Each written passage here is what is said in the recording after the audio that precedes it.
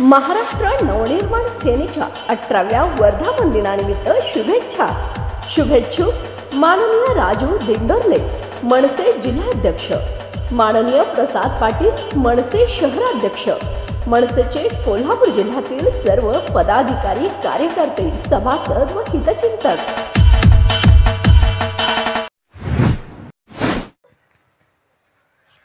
कोल्हापूरला आपल्या आंदोलनाला पाठिंबा द्यायला मी गेल्या महिन्यामध्ये आलेलो होतोच।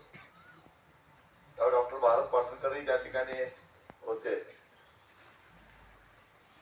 आणि गेली 40 दिवस चालू असणाऱ्या त्या आंदोलनाकडे सरकारनं अजिबात लक्ष दिलेलं नाही किंवा पाठपुरावा करायचं फक्त नाटक करायला लागलेलं आहे। हे अतिशय संतापजनक आहे। पण हे सरकार असंच वागत असते। ऊसाच्या प्रश्नावर 22 दिवस मी सुद्धा असंच वन चाललो, सरकारनं काही लक्ष दिलं नाही।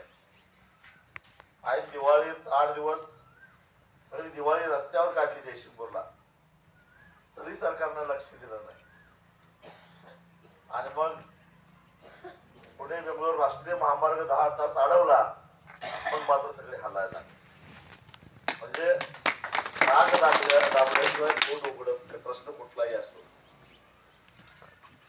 सरकारला वेठीस धरायला किंवा जनतेला वेठीस धरायला आम्हाला काही हौस आहे अशातला भाग नाही, पण ही मुरदाळ व्यवस्था जर का नाक दाबल्याशिवाय तोंड उघडणार नसेल तर मग आमच्यासारख्यांनी करायचं नाही।